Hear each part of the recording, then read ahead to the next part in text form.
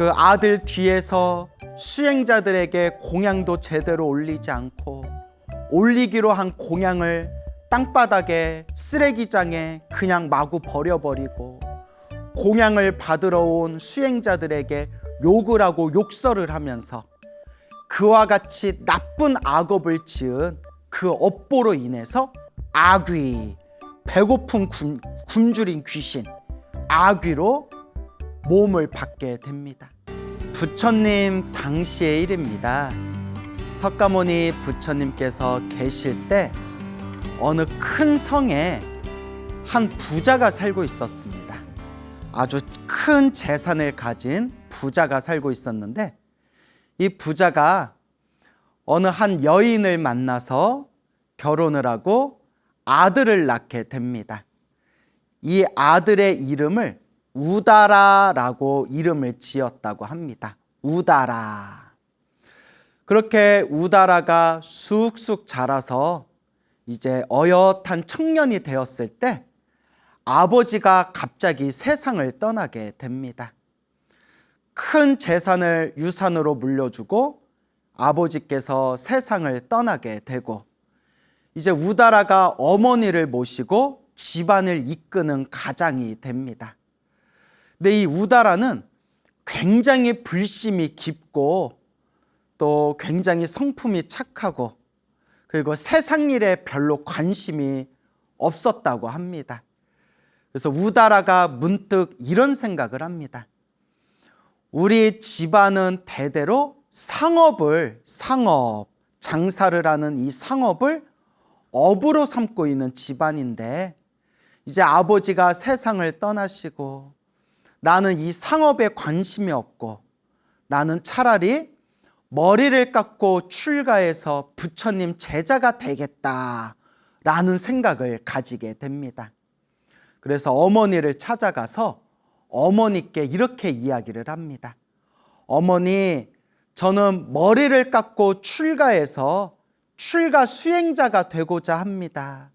저는 머리를 깎고 부처님의 비구 제자가 되고자 합니다.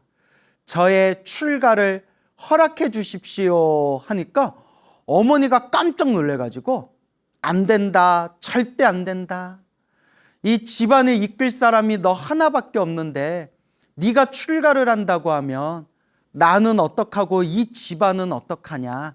절대 안 된다라고 어머니가 만류를 합니다.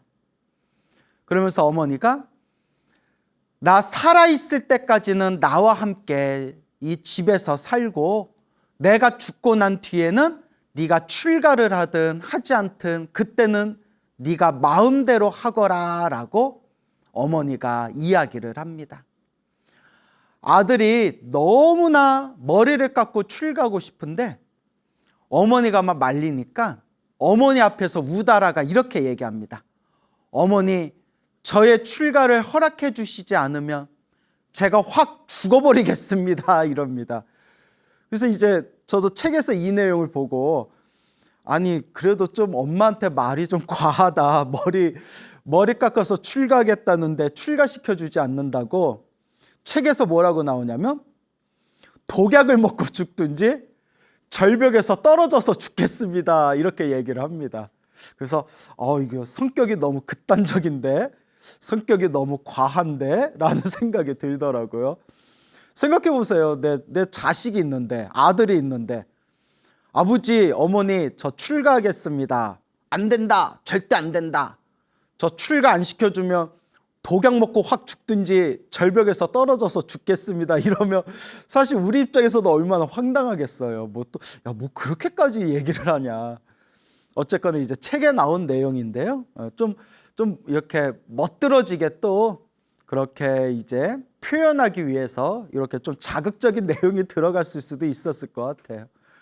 어쨌거나 어머니한테 저 그냥 확 죽어버리겠습니다 이러니까 어머니가 깜짝 놀래가지고 어머니가 그 아들 우다라의 마음을 어루만져 주면서 그러지 말고 그러면 네가 출가를 좀 잠시 미루고 대신 집에서 이 사문이나 브라만 이런 수행자분들을 모셔가지고 네가 마음대로 공양을 올리도록 해라.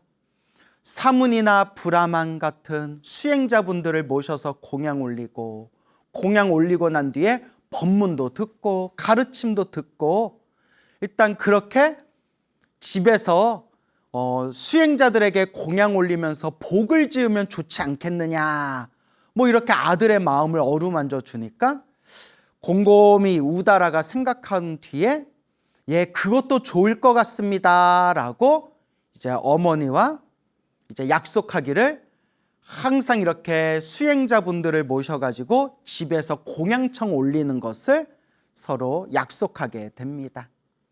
그래서 우리 불교에서는 머리 깎고 출가하신 모든 수행자를, 수도승을 사문이라고 불러요. 그래서 우리 한문 불교권에서는 사문하면 스님들을 뜻하는 표현이다라고 하지만 원래 인도 종교에서는 사문하면 불교 스님만을 말하는 것이 아니라 머리 깎고 집을 나와서 출가한 모든 그 당시에 모든 출가한 종교인들을 사문이라고 불렀대요. 사문, 산스크리트어로 슈라마나라고 하죠. 그리고 브라만은 이제 카스트 제도 중에서 종교 계급을 뜻하는데요.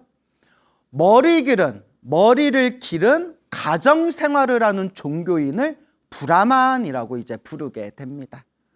그러니까 사문이든 브라만이든 그런 종교인들 혹은 수도승들을 불러가지고 이제 집에서 항상 이렇게 공양을 올리고 가르침을 받게 되는데, 이 어머니가 속으로는 너무나 못마땅한 거예요. 아들의 마음을 달래기 위해서 매일매일 우리가 수행자분들을 집에 모셔서 공양청을 올리자라고 말은 했지만 너무 돈이 아깝고 너무 보기 싫고 짜증나고 화딱지가 나는 거예요. 그래서 아들이 있을 때는 공양을 잘 올리는 척 하다가 아들이 없을 때는 막 욕을 하고 막 비난을 하고 음식도 공양도 제대로 드리지도 않고 그렇게 아들 앞에서 뒤에서 서로 다른 얼굴로 딴짓을 하게 됩니다. 아들이 있을 때에는 잘하고 아들이 없을 때에는 뒤에서 그렇게 못된 마음을 쓰면서 딴짓을 하고, 그리고 공양도 제대로 올리지 않고 그렇게 나쁜 악업을 저지르게 됩니다. 이와 같이 몇 년의 세월이 지난 뒤에 어머니가 또 갑자기 세상을 떠나게 됩니다. 어머니가 세상을 떠나고 난 뒤에 아들은 비로소 홀가분한 마음으로 이 아들인 우다라는 머리를 깎고 출가해서 이제 비구 스님이 됩니다. 비구 스님이 된 뒤에 열심히 수행해서 이 우다라가 모든 번뇌와 욕망이 사라진 거룩한 성자 아라한이 됩니다. 그렇게 아라한이 되어서 10년, 20년의 세월이 지나고 난 뒤에 목숨이 끊겼던 그 어머니는 배고픈 굶주린 귀신 아귀로 태어나게 됩니다.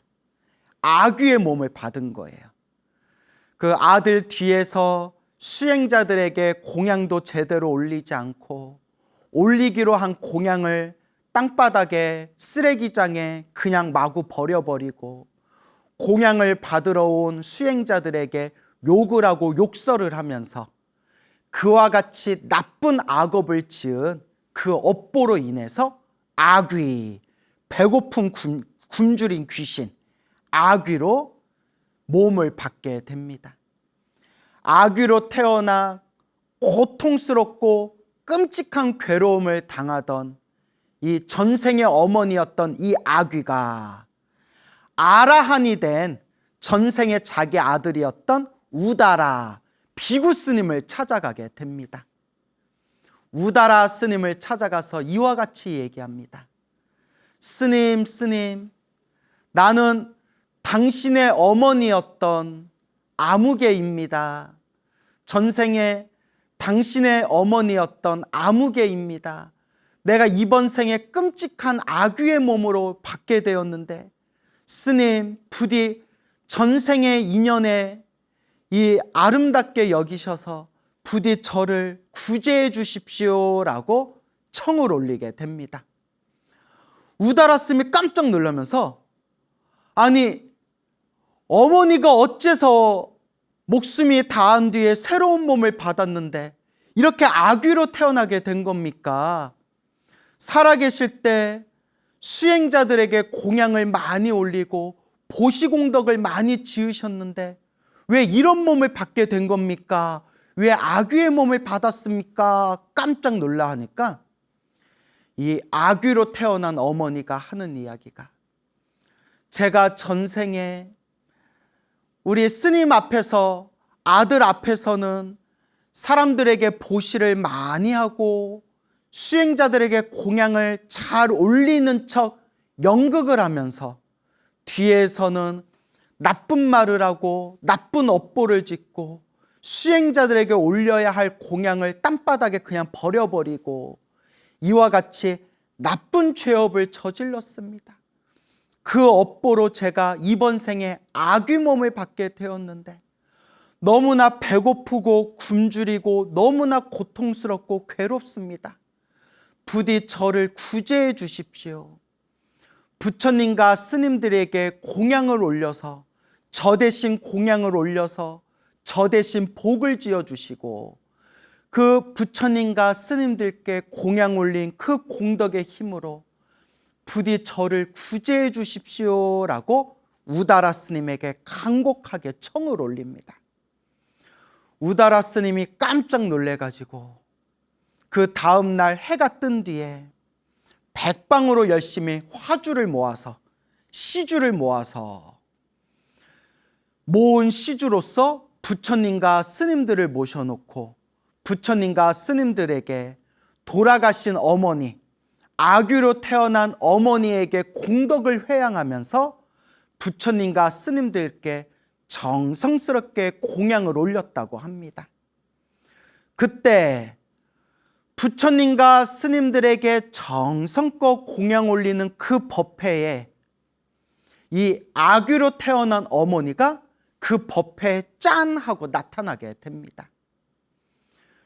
아귀의 몸으로 태어난 그 어머니가 그 부처님과 스님들에게 공양 올리는 법회에 나타나서 부처님과 스님들에게 정성껏 예배를 올린 뒤에 지극한 마음으로 참회를 합니다.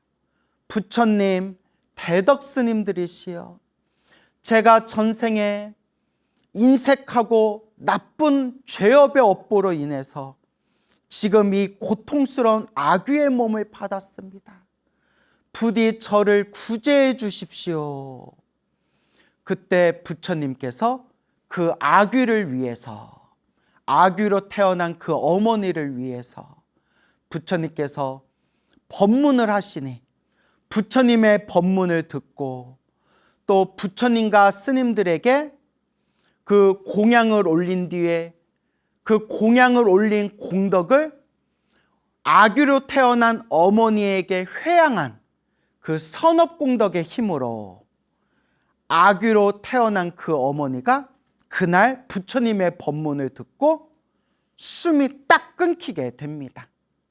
아귀로 태어났던 어머니가 숨이 딱 끊기고 난 뒤에 다시 곧바로 새로운 몸을 받게 되었는데 새로운 몸을 받았을 때에도 아귀로 태어났답니다. 에구구구. 부처님과 스님들께 공양 올리고 부처님의 법문을 듣고 난 뒤에도 목숨이 끊겨서 새로운 몸을 받았는데 새로운 몸을 받았는데도 아귀로 태어났다고 합니다. 그만큼 업이 두꺼웠나 봐요.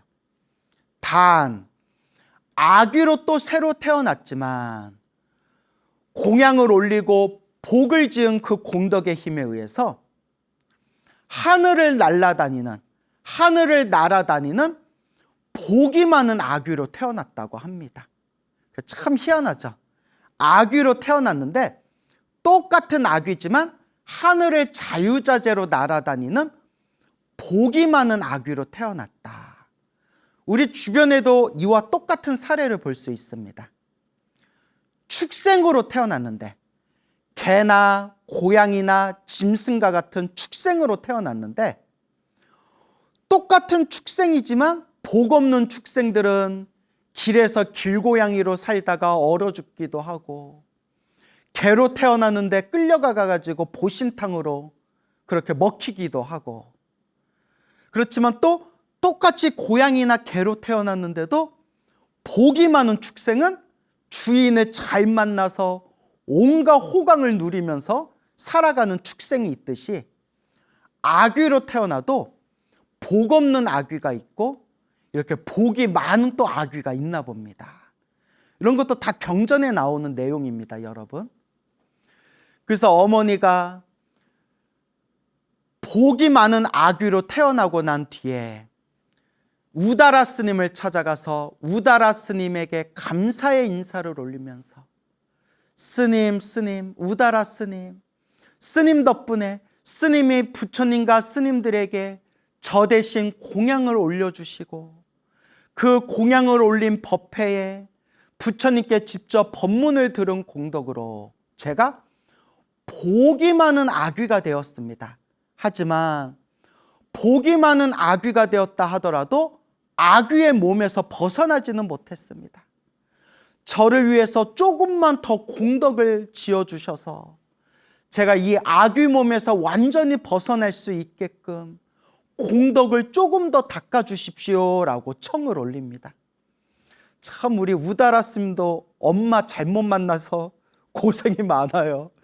그 우다라 스님이 전생에 내 어머니였던 이 아귀가 부처님의 법문을 듣고 새로운 몸을 얻었는데, 비록 복이 많은 몸을 얻었지만 끝내 아귀에서 벗어나지는 못했구나.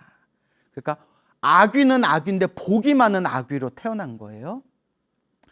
이 아귀 몸에서 벗어날 수 있게끔 내가 더 공덕을 닦아야 되겠구나라고 생각을 합니다. 그래서 다시 더 열심히 시주를 모은 뒤에 부처님과 수많은 스님들에게 공양 올리고 복을 짓고 공덕을 쌓은 뒤에 다시 크게 법회를 봉행하게 됩니다. 그 법회를 봉행했을 때 다시 그 아귀로 태어난, 복 많은 그 아귀로 태어난 그 어머니가 법회에 다시 참석하게 되고, 부처님의 법문을 들은 뒤에 비로소 그 아귀 몸에서 벗어나게 되었다고 합니다. 그래서 어디에 태어났냐? 하늘세계 도리천, 하늘세계 도리천의 신으로 태어나게 되었다고 합니다. 하늘세계 도리천의 신으로 뿅 하고 태어나서 문득 내가 과거 전생에 어떤 선업을 지었기에 이번 생에 이 도리천 아름다운 하늘세계 신으로 태어났을까라고 그렇게 궁금증을 일으키면서 자기의 전생을 살펴봤다고 합니다. 그래서 경전에 보면 하늘세계 신들은 자기 전생이랑 자기가 죽은 뒤에 다음 생에 무엇으로 태어날지를 딱 알 수 있다고 합니다. 자기가 신으로 태어난, 하늘세계로 태어난 전생과 하늘세계에서 살고 난 뒤에 다음 생에 무엇으로 태어날지를 하늘세계 신들은 딱 그것까지는 알 수 있다고 합니다. 내가 전생에 무슨 복을 많이 지었기에 하늘세계 신으로 태어났을까? 자신의 전생을 딱 살펴봤더니 자기가 전생에 아귀였는데, 아귀로 태어났는데 자기가 사람이었을 때 낳았던 아들이 스님이 되어서 아라한이 되셨고, 그 아라한 스님, 자기가 사람이었을 때 낳았던 그 아들 스님, 아라한이 되신 아들 스님 우다라를 찾아가 부디 저를 구제해 주십시오 스님, 아들 스님 제발 저를 구제해 주십시오 라고 간곡하게 청을 올린 그 덕분에 이 우다라 스님이 자기를 위해서 두 번이나 부처님과 스님들께 공덕을 쌓고 또 부처님께 공덕을 닦은 그 법회 때 부처님께 법문을 두 번 들은 공덕으로 이 아귀 몸에서 완전히 벗어나서 하늘세계 도리천의 신으로 태어나게 되었다라는 것을 꿰뚫어 보게 됩니다. 하늘세계의 신으로 태어난 이 천신이 저 우다라 스님이 아니었다라면, 또 우리 부처님과 저 수행하시는 스님들이 아니었다면 내가 어찌 이 아귀 몸에서 벗어날 수 있었겠는가? 내 마땅히 나를 아귀 몸에서 구제해 주신 우다라 스님과 부처님께 감사의 인사를 올려야겠다 하고 이 하늘세계 천신이 인간세계로 넘어와서 우다라 스님을 찾아가 스님 덕분에 제가 아귀 몸에서 벗어나 도리천의 신으로 태어나게 되었습니다. 감사합니다 스님이라고 자기의 과거 전생의 아들이었던 우다라 스님에게 정성스러운 마음으로 예배 공경을 올렸고, 그리고 부처님이 계신 처소로 가서 부처님의 발 아래 엎드려 부처님을 찬탄하고 부처님을 향해서 공경하는 마음을 일으키면서 부처님께 감사하고 감사하는 마음을 일으켰다고 합니다. 그때 부처님께서 아귀의 몸에서 벗어나 하늘세계 신으로 태어난 저 천신이 부처님께 찾아와서 부처님 발 아래 절을 올리고 부처님께 감사의 마음을 일으키는 그 천신을 향해서 부처님께서 법문을 설하시니, 그때서야 비로소 부처님의 법문을 듣고 그 자리에서 수다원가, 아라한이 되는 4단계 깨달음 중에 첫 번째 깨달음, 첫 번째 성자의 깨달음, 수다원이라는 깨달음을 얻게 되었다고 합니다.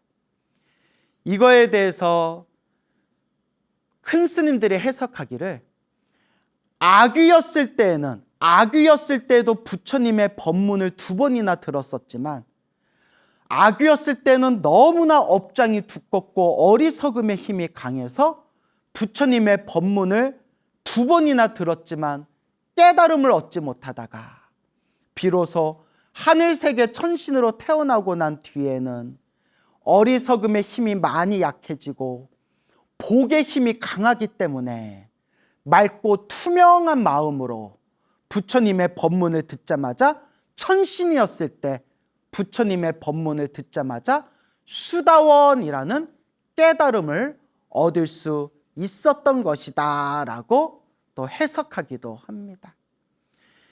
이와 같이 하여 살아생전에 못된 짓을 하다가 아귀의 몸을 받았던 한 여인이 스님이 되고 아라한이 되신 전생에 자기 아들이었던 그 아들 스님의 그런 천도의 공덕으로 부처님의 법문을 들으면서 아귀 몸에서 벗어나고 결국은 하늘세계 신으로 태어나게 되었고, 하늘세계 신으로 태어난 뒤에는 부처님의 법문을 들으면서 수다원이라는 거룩한 깨달음을 얻게 되었다라는 이 설화가 우리 경전에 전해져 내려오고 있습니다.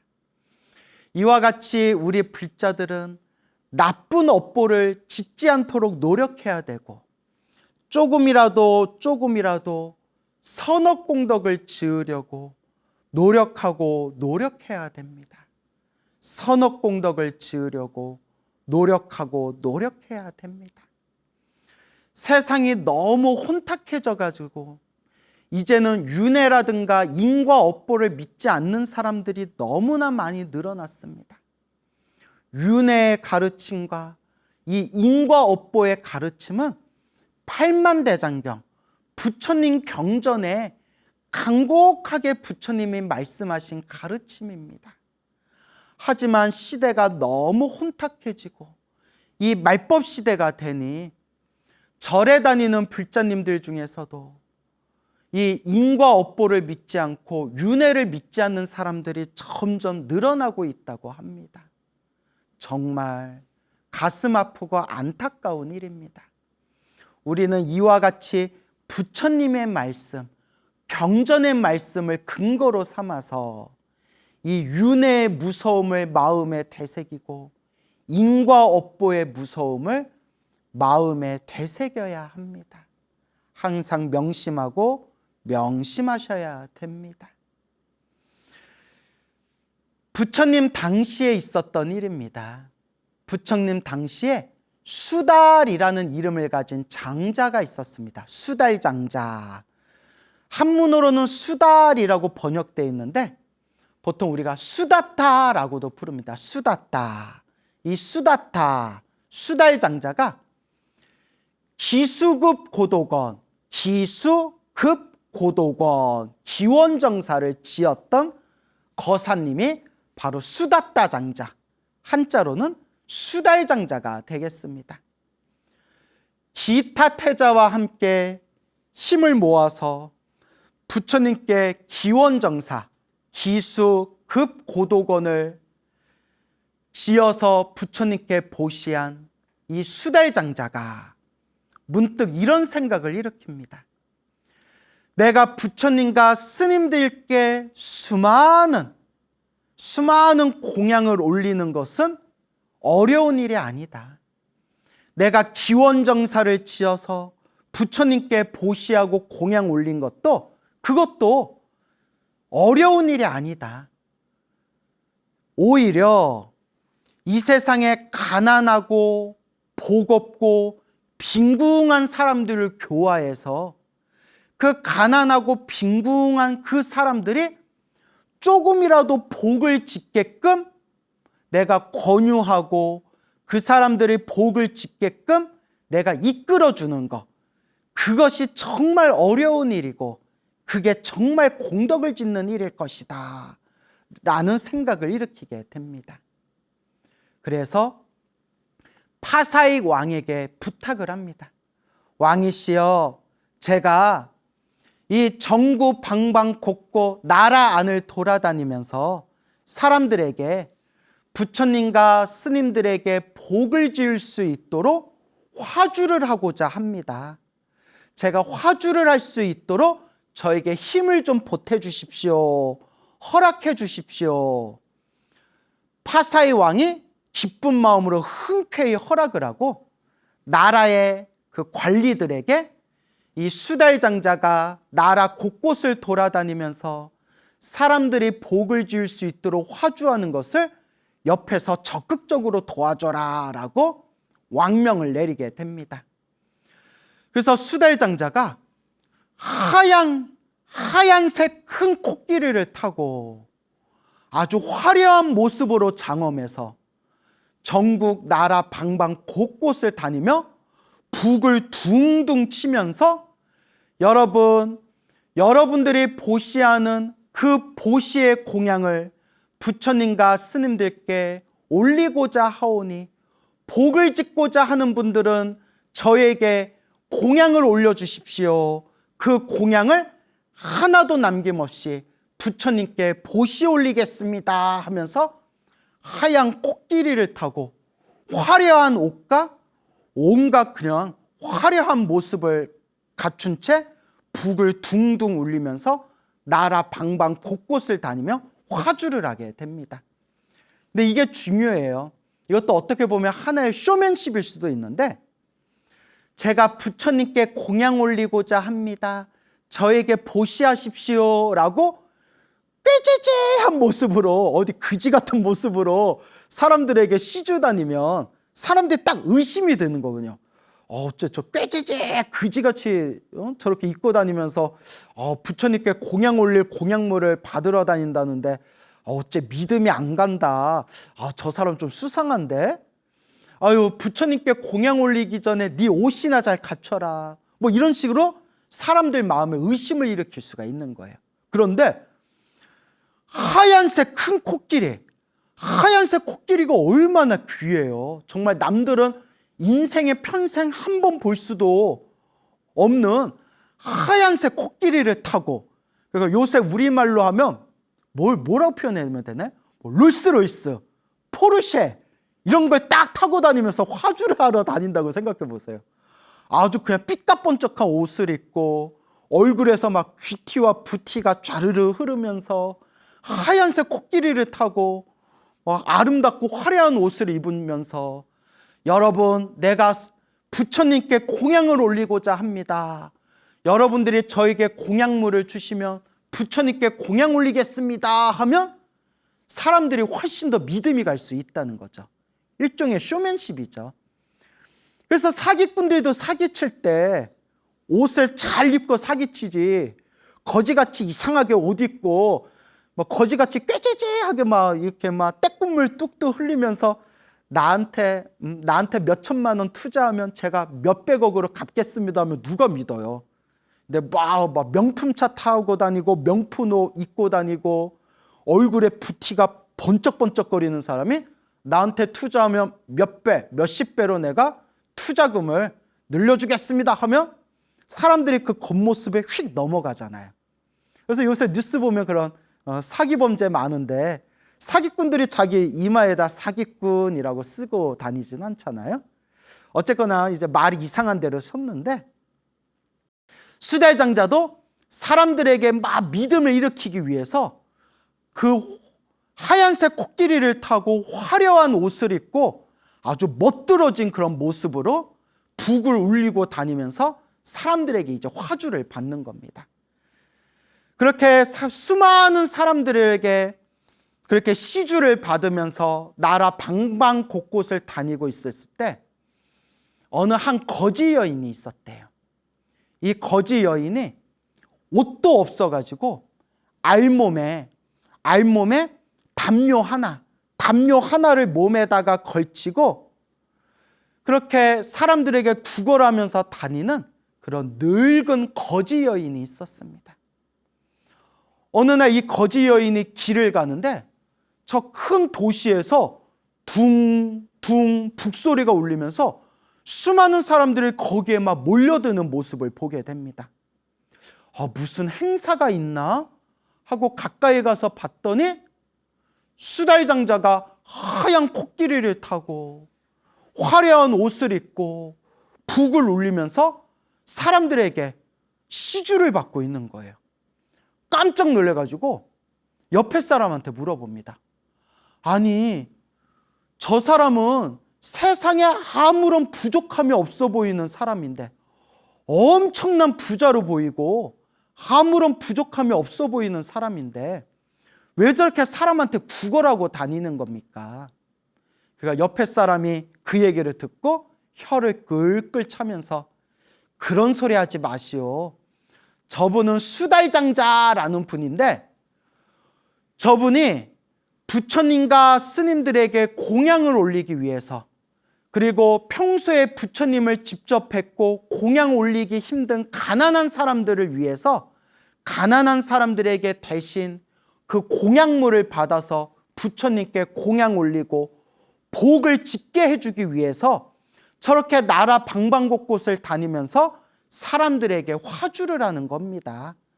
자기 자신을 위해서 구걸하는 게 아니라 가난한 사람들의 복을 지을 수 있게끔 지금 화주를 하러 다니는 겁니다.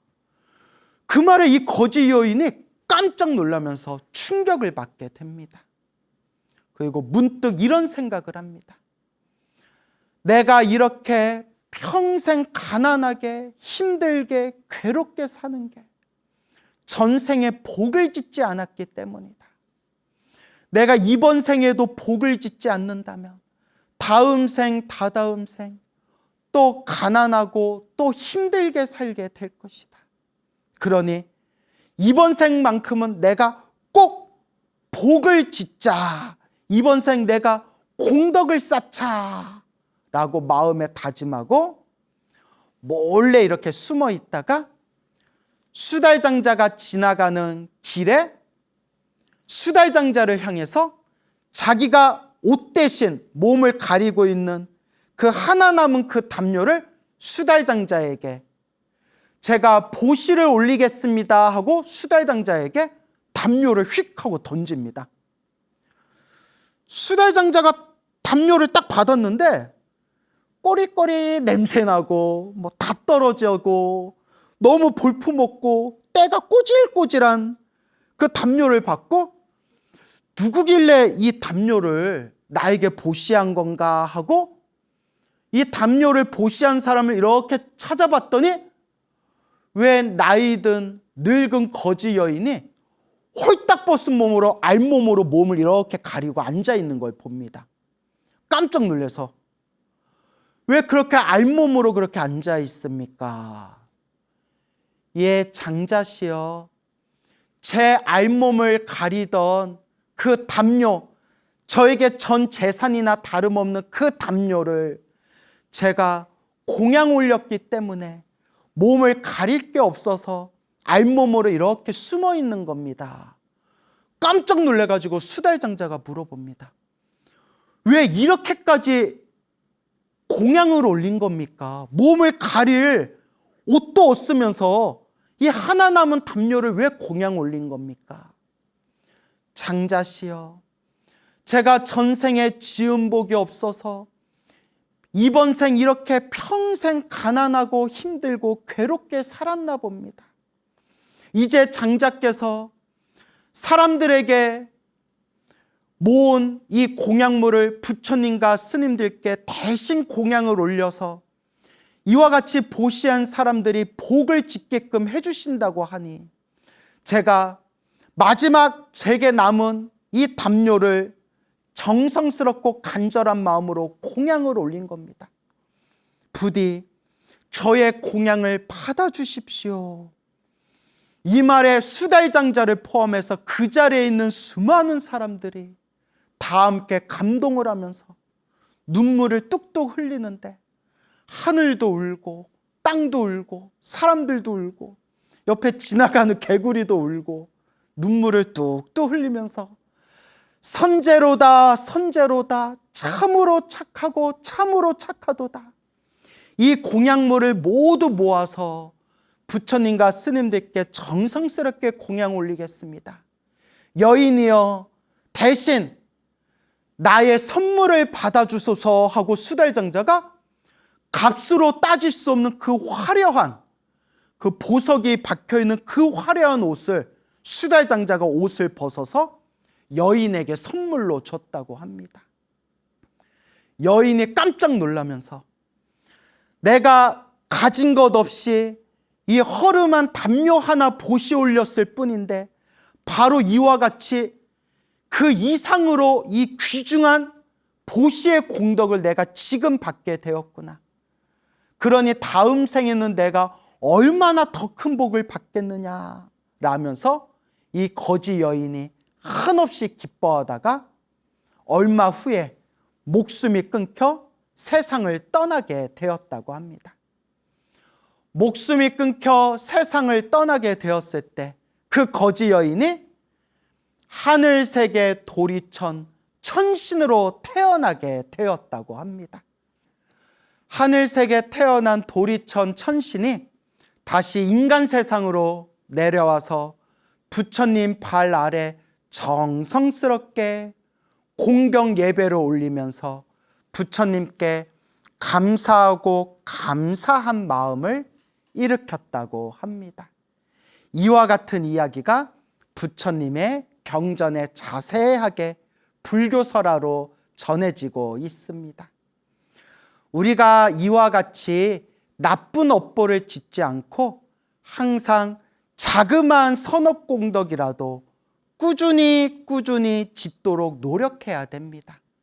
제가 늘 불자님들께 말씀드리지만, 내 앞에 펼쳐진 좋은 일도 나쁜 일도, 내 앞에 펼쳐진 행복도 불행도 다 내가 지은 업의 인연이라고 합니다.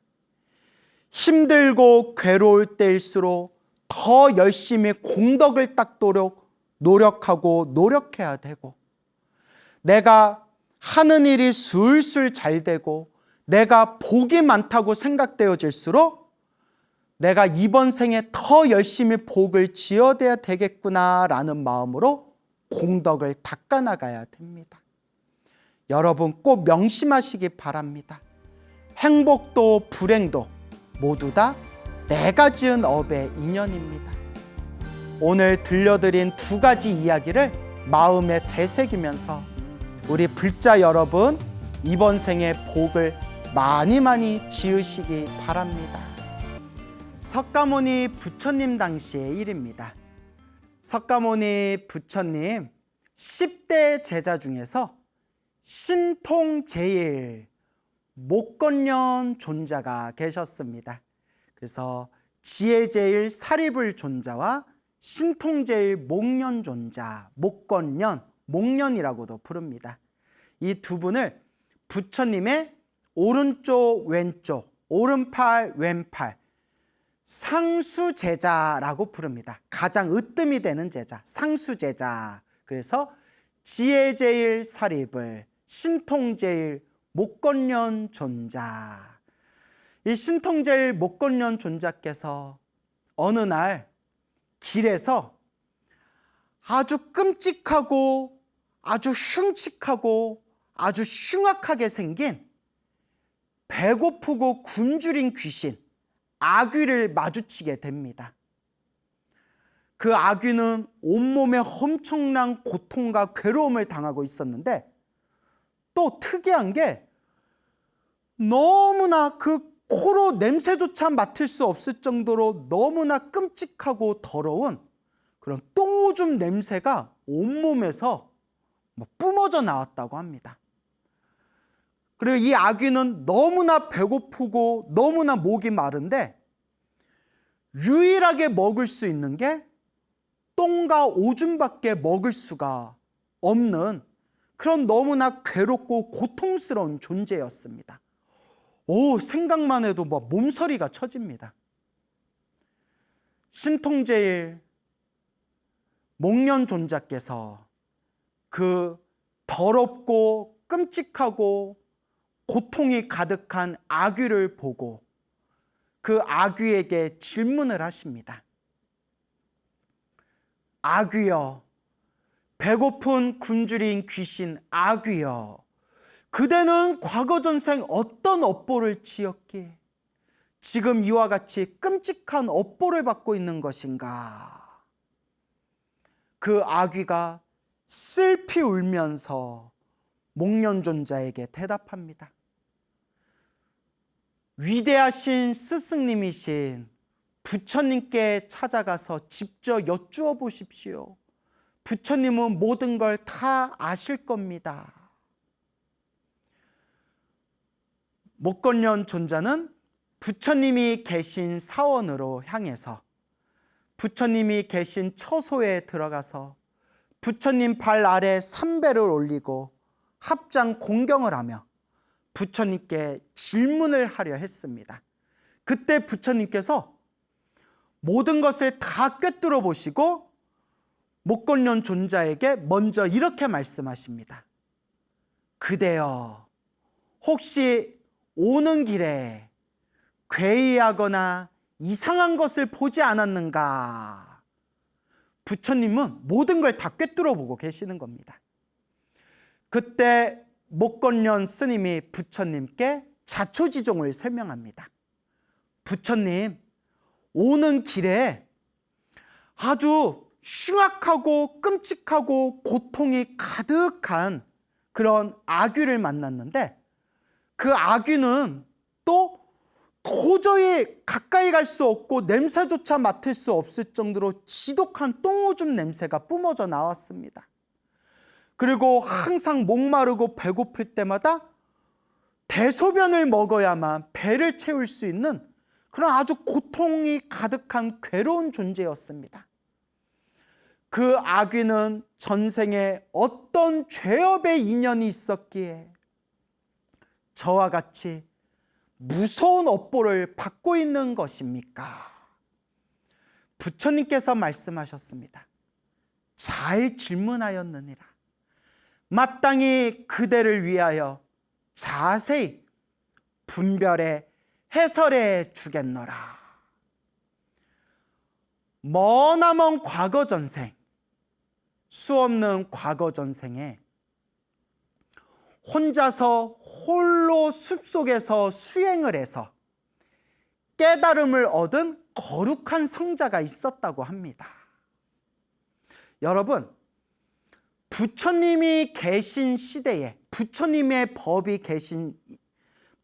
계시고 부처님의 법이 존재하는 시대에 번뇌망상이 사라진 거룩한 성자를 아라한이라고 부릅니다. 아라한.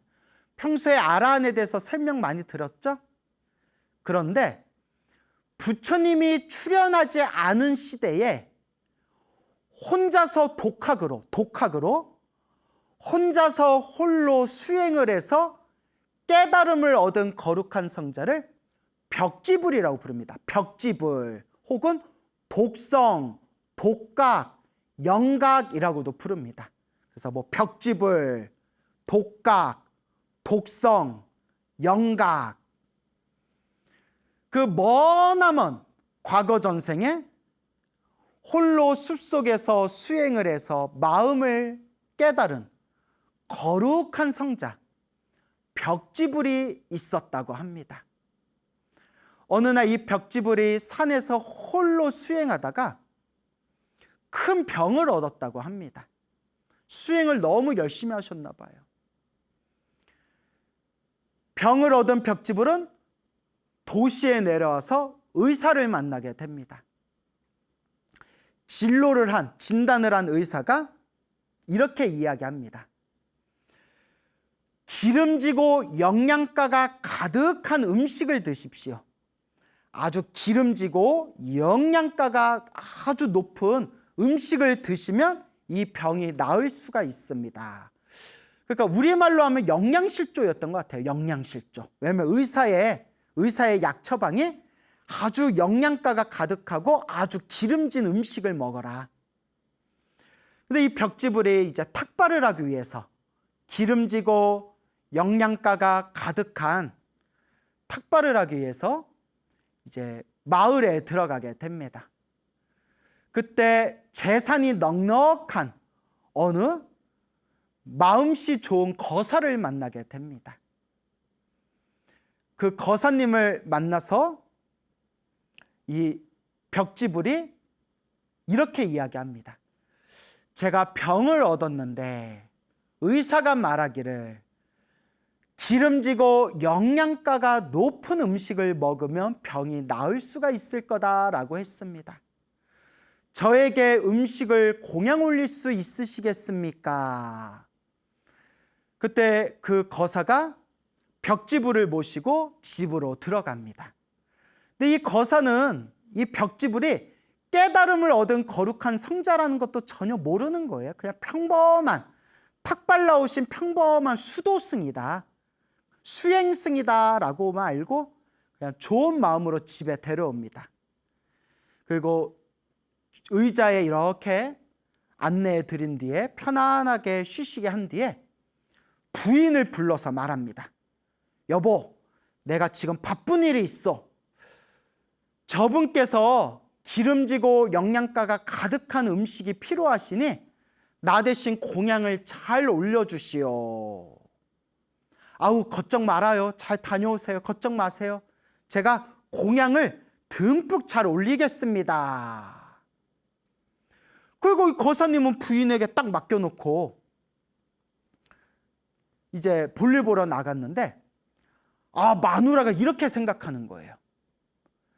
내가 만약에 음식을 잘 차려서 공양을 올린다면 내일도 찾아오고 모레도 찾아오고 시시때때로 찾아와서 사람을 귀찮게 할 것이다. 그러니 차라리 지금 싹을 뚝 하고 잘라버려야 되겠다 라고 생각을 일으킵니다. 못됐어. 중생들은 이렇게 못됐어요. 그래서 어떤 짓을 하냐면 그 거룩한 성자, 벽지불은 엄청나게 거룩한 성자분이세요. 벽지불에게 물 한 잔만 공양 올려도 하늘세계 신들의 공덕을 얻는다고 했어요.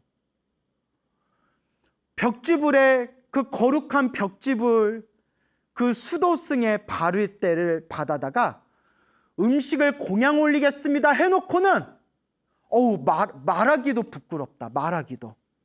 수리수리 마수리 수수리 사바. 그 바리떼에다가 이 여편네가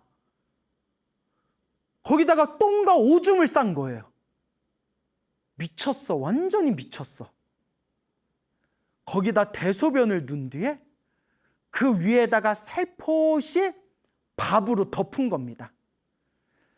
이 정도면 우리가 전문 용어로 뭐라고 하죠? 코라고 하죠. 코. 사이코. 예, 이건 사이코예요. 이런 거는 상상조차 못해요. 아니, 어떻게 다른 사람의 밥그릇에다가, 그것도 거룩한, 산에서 수행하시는 거룩한 성제의 바리떼에다가 거기다 대소변을 놓고 거기다 밥을 덮은 거예요. 중생의 어리석음은 끝이 없더라. 사이코예요, 사이코. 그래서 그 바리떼를, 그 대소변이 들어있는 바리떼를 벽지불에게 공양을 올립니다. 그 벽지불에 그 고맙고 정성스러운 마음으로 받아서 집 밖으로 나오는데 얼마 지나지 않아서 지독한 악취와 냄새가 뿜어져 나오는 거예요. 벽지불의 눈치를 챈 거죠.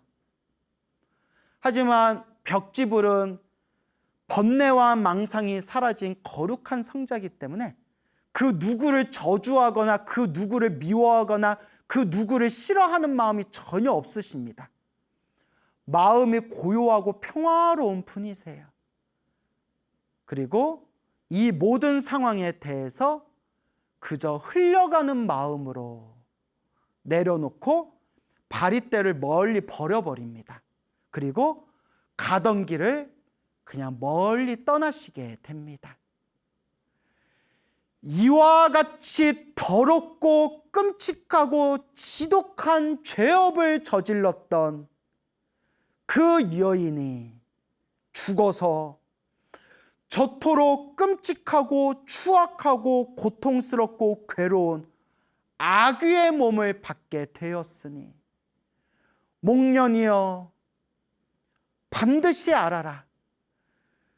그대가 길 중간에 마주쳤던 그 악귀가 바로 먼 과거 전생의 벽지불에게 그와 같은 악업을 저질렀던 바로 그 여인이었느니라. 그 여인의 이름을 반타라라고 불리느니라 라고 부처님께서 말씀하시니, 그 자리에 있던 수많은 비구 스님들과 수많은 불자들이 다 함께 이 인과 업보의 무서움을 마음에 되새기고 다 함께 깨달음의 마음을 깊이 일으켰다라고 전해지고 있습니다. 참으로 무섭고 참으로 무서운 일이 아닐 수 없습니다. 그래서 우리 불자들은, 이 마음 공부하는 우리 수행자들은 늘 이 인과 업보, 인연법에 대해서 마음을 되새기고 항상 조심조심해야 됩니다. 시작 없는 먼 과거 전생에서부터 지금까지 살아오면서 내가 알고 지었건 모르고 지었건 탐욕과 성냄과 어리석음으로 몸과 말과 생각을 통해 지었던 그 수많은 업보들이 얼마나 많겠습니까? 그런데 우리가 그 시작 없는 옛적부터 수많은 업보를 지어왔는데 이번 생 지옥에도 떨어지지 않고 끔찍한 악귀의 몸을 받지도 않고 어리석은 축생 짐승의 몸도 받지 않고 저 싸움의 귀신들인 아슈라의 몸으로 태어나지 않고 이렇게 이번 생 사람의 몸으로 태어나 이렇게 거룩한 부처님의 법을 만났으니 그래도 우리는 바로 무엇이 있는 존재다? 성근, 착할 선 뿌리 익은 성근이 있는 존재다. 이토록 착한 뿌리를 가지고 이번 생 우리가 태어났으니 얼마나 감사하고 얼마나 감사한 일입니까? 감사하고 다행이다, 다행이다. 이번 생 부처님의 가르침 만나서 참으로 다행입니다 라고 늘 마음에 되새기고 항상 간절한 마음을 되새겨야 된다라고 말씀드리고 싶습니다. 이 세상에 수많은 중생들의 삶의 모습이 다 내가 지은 업의 인연법대로 살아가는구나. 그러니까 어느 신도분이 불교 공부하면서 불교는 너무 냉정하대요. 너무 냉혹하대요. 모든 게 다 자기가 지은 업이래요. 너무 냉정하대요. 그러면서 마지막에 하시는 말씀이 그렇지만 그렇게 냉정하면서도 결국 자기 업은 자기가 받는다라는 게 훨씬 더 공평하고 공정한 것 같다라는 말씀을 하시더라고요. 부처님께서 서가모니 부처님께서 말씀하시기를 이 인연법은 모든 게 인연 따라 일어나고 인연 따라 사라지는 이 인연법은 또한 다른 말로 이 연기법은 부처님이 만든 게 아니다. 부처님이 세상에 출현하건 세상에 출현하지 않건 원래부터 존재하는 우주의 법칙이다. 부처님은 이 인연법을, 이 연기법을 만든 게 아니라 본래부터 존재하는 이 법칙을 발견하셨을 뿐이고 발견한 이 법칙을 중생들에게 법을 설할 뿐이다 라고 말씀하셨습니다. 좋은 인연도 나쁜 인연도 내가 지은 업의 인연이다 라고 생각했을 때 나에게 힘들고 괴롭고 답답한 일이 생기면 더욱 간절하게 아미타불 아미타불 관세음보살 관세음보살 지장보살 지장보살 닦고 닦아나갈 뿐이고 내가 살아가면서 힘들고 괴롭고 답답할 때 내가 전생에 복을 많이 짓지 않았구나. 내가 전생에 베푼 게 없고 박복하게 살아서 이번 생에 이렇게 장애가 많구나. 그런 이번 생에 조금이라도 좋은 마음으로 복덕을 닦아야 합니다. 복을 짓고 덕을 쌓아야 합니다. 그렇게 꾸준히 닦아나갈 뿐입니다. 석가모니 부처님 당시의 일입니다. 석가모니 부처님을 의지하고 존경하고 가까이 했던 왕사성에 빈비사라 왕이라고 있었습니다. 빈비사라 왕이 항상 부처님께 찾아가 예배하고 공경드리고 늘 부처님을 가까이 하다가 연세가 들고 너무 노쇠해지고 약해지면서 부처님을 자주 찾아뵙기가 힘들었다고 합니다. 슬퍼하고 근심하던 빈비사라 왕에게 신하들이 이렇게 청을 올립니다. 왕이시여, 상황이 이러하니까 부처님께 머리카락을 얻어다가 왕께서 머무르시는 궁전에 부처님 머리카락을 모셔놓은 탑을 세워서 매일매일 탑에서 예배 공경을 올리십시오. 그러면 좋지 아니하겠습니까? 왕이 참 좋은 생각이구나. 참 아이디어가 좋구나 라고 하면서 부처님께 청을 올려서 부처님의 머리카락을 받아옵니다. 그거 부처님이 아무나한테 머리카락 주실 분은 아닐 거고 그만큼 빈비사라 왕을 또 아끼셨겠죠. 부처님의 머리카락을 모셔와서 부처님의 머리카락을 모셔놓은 그런 아름답고 화려한 탑을 만든 뒤에 매일매일 향을 올리고 꽃을 뿌리고 하루에 아침, 낮, 저녁마다 그 부처님의 머리카락 사리탑에다가 항상 예배 공병을 올렸다고 합니다. 그러다 비극적인 사건이 터지게 됩니다. 예전에 두어 번 우리 소중한 나 무한행복 소나무에서 제가 이미 자세히 설명드렸던 에피소드가 되겠는데요. 빈비사라 왕의 아들이었던 아사세 태자가 아버지 빈비사라 왕을 멀리 옥에다 가두고 아버지를 굶겨 죽이고 왕 위를 찬탈하는 끔찍한 사건이 펼쳐지게 됩니다. 이 이야기에 대해서, 그리고 빈비사라 왕과 아들이었던 아사세 태자와의 얽히고 설켰던 전생 업보 이야기에 대해서 오래전에 소나무에서 자세히 설명을 해드렸기 때문에 또 두 번 설명은 하지 않겠습니다. 빈비사라 왕이 세상을 떠나고 나서 아사세 태자가 왕이 됩니다. 그리고 아사세 왕이라고 이제 불리게 되겠죠. 이 아사세는 사람들에게 명을 내립니다. 선왕, 그러니까 아버지 왕, 선왕이 아침, 점심, 저녁으로 예배하고 공경 올렸던 저 석가모니 부처님의 저 머리카락을 모셔놓은 탑에 얼씬도 하지 말고 관리도 하지 말고 그냥 버려둬라. 누구든지 저 탑을 가까이 하는 사람이 있다면 내가 결코 목숨을 살려두지 않겠다라고 엄명을 내립니다. 그때 이제 아사세가 눈이 뒤집히고 미쳐가지고, 우리가 전문 용어로 미쳤다 그러잖아요. 뭐 제정신이면 자기 아버지를 옥에다 가두고 굶겨 죽이겠어요? 이런 사람을 전문 용어로 뭐라고 하죠?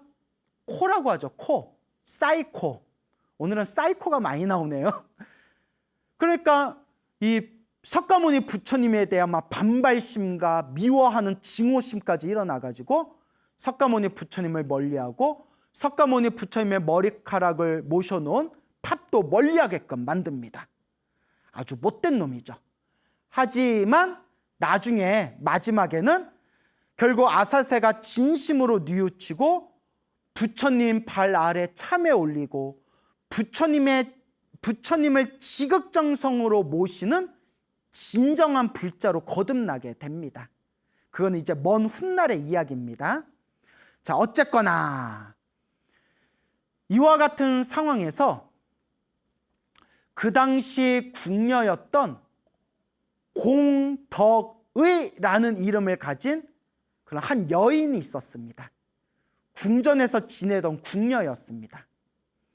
이 궁녀는 지극정성으로 부처님과 스님들을 공경하고 공양하던 그런 불심이 지극한 여인이었습니다. 한참의 시간이 지난 뒤에 어느 날 쓸쓸하게 버려져 있는 부처님의 머리카락을 모셔놓은 그 탑을 다시 발견하게 됩니다. 가슴이 찢어지도록 아픈 겁니다. 과거에 빈비사랑 왕이 계셨을 때 이곳을 항상 아름답게 가꾸고 향과 꽃으로서 공양 올리고 늘 예배하고 공경하시면서 이 탑이 있는 이곳을 참으로 아름답고 훌륭하게 그렇게 간수하셨는데 지금은 이렇게 홀대받고 버려져 있구나. 문득 이런 마음이 생깁니다. 내가 부처님 불자로서 부처님의 머리카락이 담겨져 있는 이 탑을 내가 어찌 버려둘 수 있겠는가? 내 몸이 갈기갈기 찢기더라도 이 부처님의 탑을 내가 보호하리라 라는 굳은 결심을 일으킵니다. 여러분, 이거는 쉬운 일이 아니에요.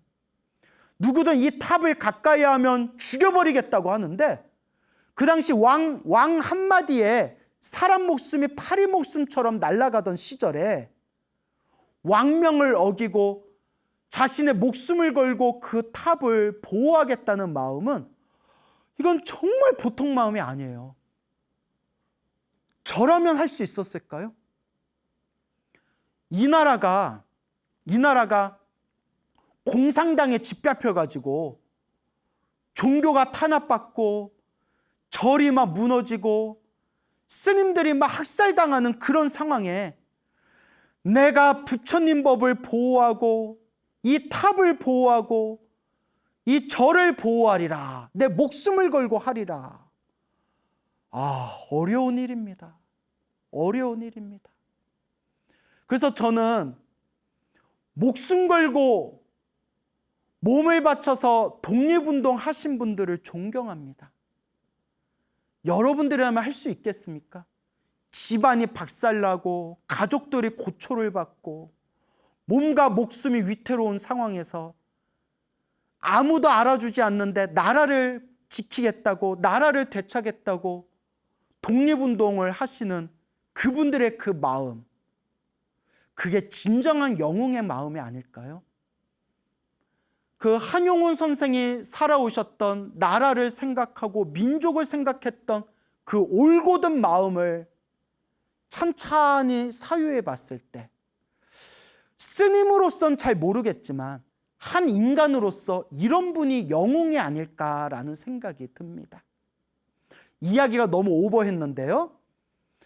이 궁녀가 내가 목숨을 걸고서라도 이 탑을 지키겠습니다 하고 그 탑을 깨끗하게 청소하고 향을 뿌리고 꽃공양을 올리고 아름답게 가꾸고 환하게 등불공양을 올립니다. 멀리서 밤에 부처님의 머리카락 탑이 있는 곳에 환한 등불이 켜져 있는 걸 보고 아사세가 궁전에서 깜짝 놀랍니다. 그 다음 날 조사를 시킨 뒤에 그 궁녀를 아사세 앞에 무릎을 꿇리고 신문을 합니다. 아사세가 묻습니다. 너는 저 탑을 가까이 하는 사람 있으면 내가 가만두지 않겠다라고 한 것을 들었느냐 못 들었느냐? 왕이시여 들었습니다. 근데 어찌하여 내 왕명을 어겼느냐?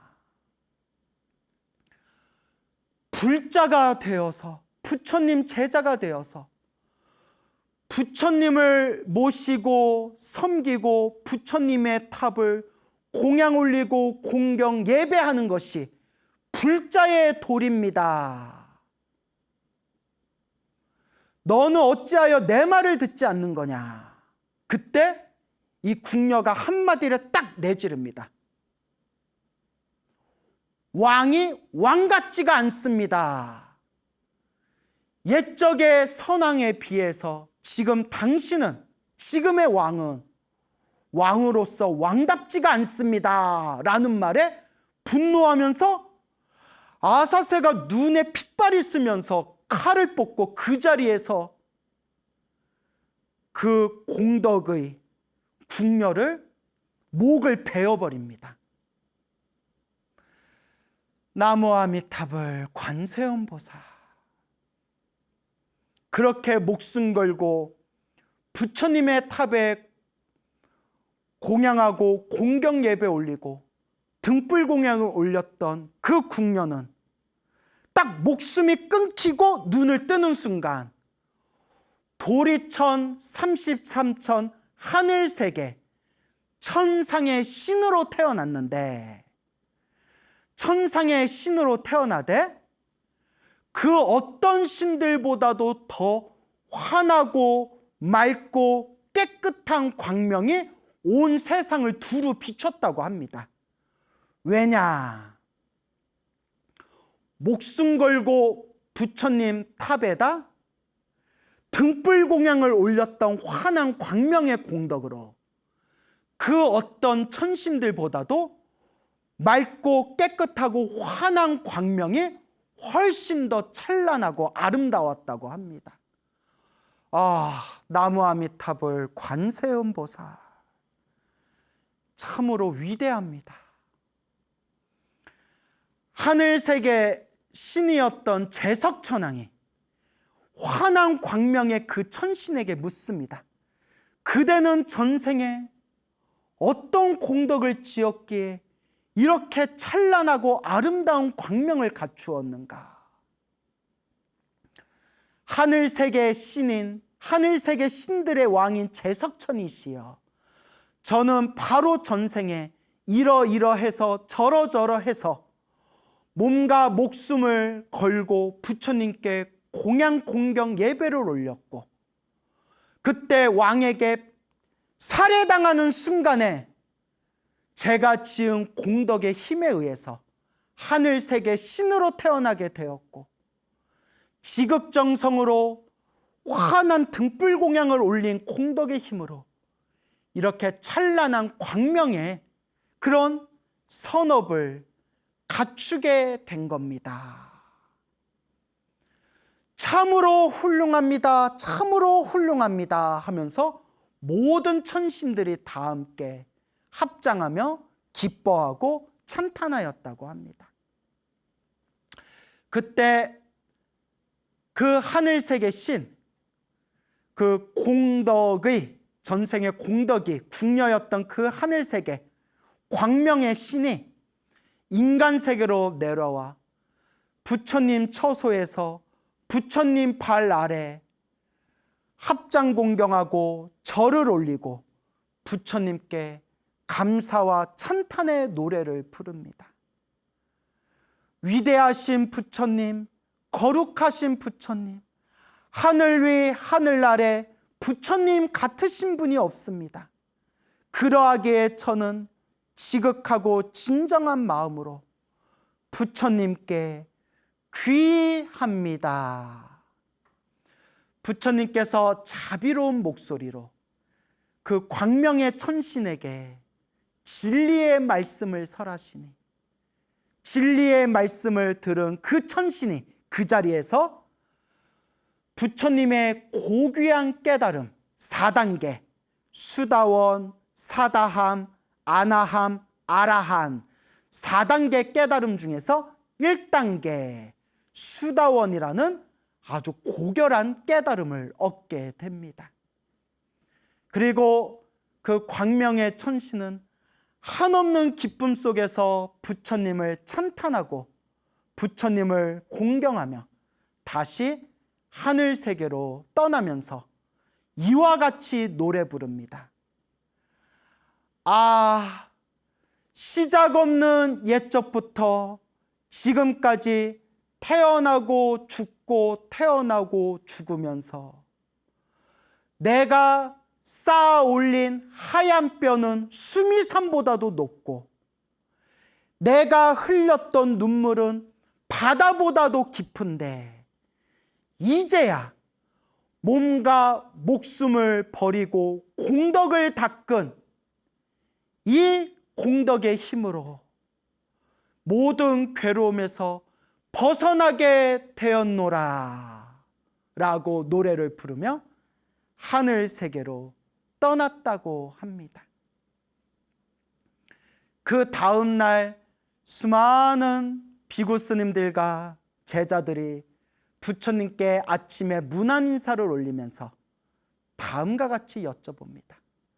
세존이시여, 부처님이시여, 간밤에 부처님 처소에서 그 무엇과도 비교할 수 없는 환한 광명이 비쳤습니다. 하늘세계 제석천신이 찾아온 것입니까? 하늘의 왕인 범천이 찾아온 것입니까? 아니면 사천왕들이 찾아온 것입니까? 아니면 온갖 여러 신들이 찾아온 것입니까?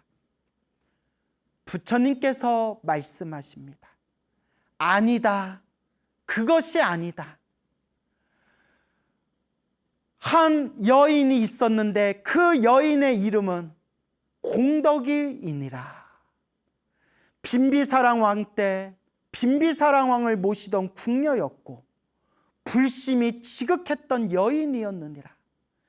빈비사라 왕이 떠나고 아사세 왕의 폭정에 의해서 버려졌던 부처님 탑을 공양하고 공경 예배하고 환한 등불 공양을 올리면서 몸과 목숨을 아끼지 않고 불심을 지켰던 그 공덕의 힘에 의해서 그 어떤 하늘세계 신들보다도 찬란하고 환한 광명을 가진 신으로 다시 태어났느니라. 그 감사함을, 그 고마움을 부처님께 올리기 위해서 간밤에 찾아온 것이니라. 이 이야기를 듣고 부처님의 제자들과 수많은 사람들이 다 함께 기뻐하고 찬탄하며 깨달음의 깊은 마음을 일으켰다고 합니다.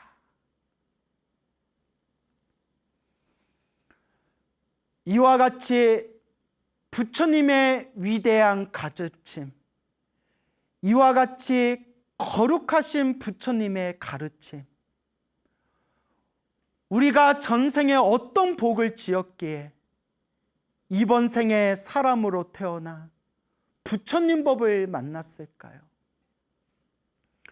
우리는 완전한 존재가 아닙니다.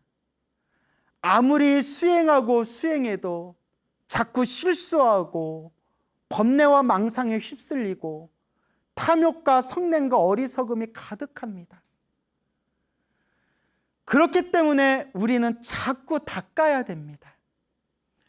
내가 불완전하기 때문에, 언제든지 실수할 수 있는 존재이기 때문에, 아직도 수행이 부족하기 때문에 닦고 닦아 나아가는 겁니다.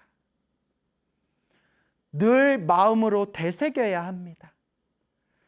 사람으로 태어나 감사합니다. 부처님 법을 만나서 감사합니다. 불교 TV가 있어서 감사합니다. 소나무를 들을 수 있어서 감사합니다. 제가 말해놓고 민망해서요. 예, 저는 정말 행복합니다. 저도 살아가면서 스트레스가 없겠습니까? 하지만 부처님 법을 만나서 너무나 행복합니다. 늘 닦고 닦을 뿐입니다. 내가 지은 업장이 있다면 조금이라도 닦아나가고, 내가 지어야 할 복과 선업과 공덕이 있다면 조금 더 닦아나갈 뿐입니다. 가다 보면 언젠가 부처님 세계 안에서 서로 도반이 되어 만나고, 또한 저 미래 세상에 다 함께 성불하게 될 것입니다. 여러분, 행복해지고 싶습니까? 행복한 삶을 창조하고 싶습니까? 복을 지으십시오. 선업을 지으십시오. 공덕을 쌓으십시오. 복과 선업과 공덕의 힘이 여러분들을 진정한 행복의 길로 이끌어 줄 것입니다. 여러분, 성불하십시오.